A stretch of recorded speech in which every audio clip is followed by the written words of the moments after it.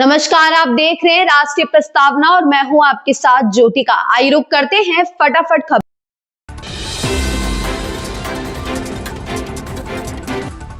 ठाकरे बंधुओं ने बीएमसी चुनाव में गठबंधन का ऐलान कर दिया है। उद्धव ठाकरे और राज ठाकरे ने संयुक्त प्रेस कॉन्फ्रेंस कर अपने फैसले की जानकारी दी। हालांकि भाजपा ने इस गठबंधन पर तंज कसा है। सीएम देवेंद्र फडणवीस ने तो यहां तक कह दिया कि दोनों भाइयों के साथ आने को ऐसे प्रचारित कर रहे हैं जैसे पुतिन और जेलेंस्की साथ आ गए हैं।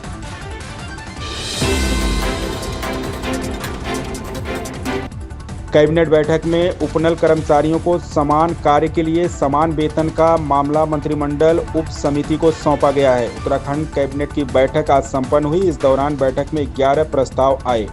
वहीं उपनल कर्मचारियों को समान कार्य के लिए समान वेतन का मामला मंत्रिमंडल उप समिति को सौंपा गया है। वित्त नेचुरल गैस पर वैट की दर 20 से घटाकर 5% करने पर के प्रस्ताव पर मुहर।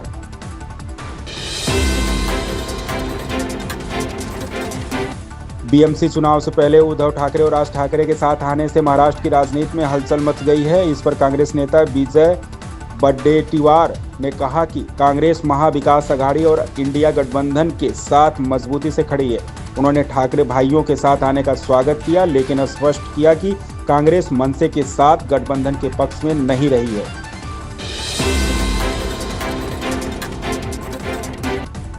ठंड और कोहरे में यात्रियों की सुरक्षा को लेकर योगी सरकार सतर्क है। बसों की गति 40 किलोमीटर प्रति घंटे से अधिक न रखने, अनुभवी चालकों की तैनाती और सुरक्षा उपकरण अनिवार्य किए गए हैं। परिवहन विभाग को सख्त निगरानी के निर्देश दिए गए हैं।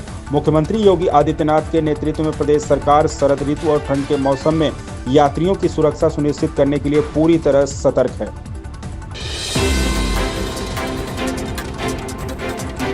राजधानी में ग्रैब का चौथा चरण लागू हो चुका है, जिसका उद्देश्य वायु गुणवत्ता को नियंत्रित करना और आम लोगों के स्वास्थ्य की सुरक्षा करना है। इसके बावजूद सरकारी नियमों की खुलेआम धज्जियां उड़ाई जा रही हैं, जिससे राजधानी में वायु गुणवत्ता लगातार खराब होती जा रही है। मंगलवार को मयूर विहार इलाके में सड़क किनारे कूड़ा जलते हुए देखा गया। कूड़ा जलाना ग्रैब के तहत पूरी तरह से प्रतिबंधित है, क्योंकि इससे जहरीली गैसें और कण वायु में फैलते हैं।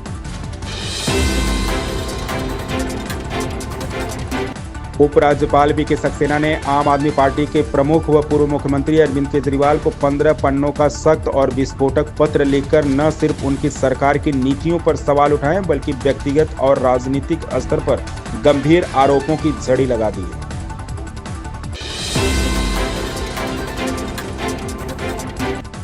भारतीय टीम के स्टार बल्लेबाज विराट कोहली ने बुधवार को बड़ी उपलब्धि हासिल कर ली। विजय हजारे ट्रॉफी में दिल्ली के लिए खेलते हुए उन्होंने सचिन तेंदुलकर के रिकॉर्ड की बराबरी कर ली। यह लिस्ट ए में 16,000 रन बनाने वाले दूसरे भारतीय बन गए। स्टार बल्लेबाज विराट कोहली ने घरेलू क्रिकेट में दमदार वापसी की है। बुधवार को विजय हजारे ट्रॉफी में दिल्ली के लिए खेलते हुए किंग कोहली ने बड़ी उपलब्धि हासिल कर ली। वह लिस्ट ए क्रिकेट में 16,000 रन पूरे करने वाले दूसरे भारतीय बल्लेबाज बन गए।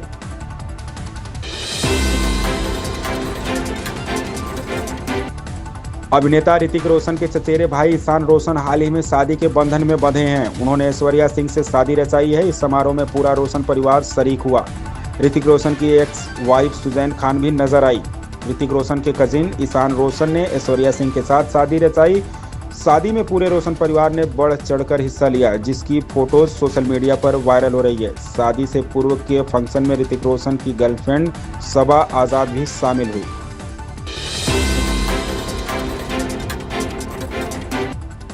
असम में राजधानी एक्सप्रेस हादसे के बाद भारतीय रेलवे अलर्ट मोड में आ गया है। ट्रैक पर बार बार हो रही वन्यजीवों की मौत को गंभीरता से लेते हुए रेलवे ने सुरक्षा इंतजामों के तकनीक के सहारे मजबूत करने जा रहा है।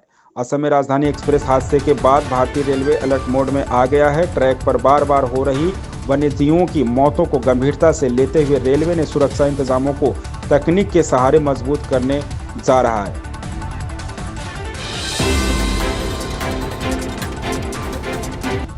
प्रधानमंत्री नरेंद्र मोदी ने श्रीलंकाई राष्ट्रपति अनुराकुमारा दिसानायके को पत्र लिखकर चक्रवात दितवा के बाद भारत की ओर से हर संभव मदद का भरोसा दिया। उन्होंने यह भी कहा कि भारत पड़ोसी देश के जीवन को पटरी पर लाने के लिए अगले चरण में भी श्रीलंका का भरोसेमंद साझेदार रहेगा और उसे $45 करोड़ का सहायता पैकेज देगा। इन खबरों में बस इतना ही। बने रहिए राष्ट्रीय प्रस्तावना के साथ।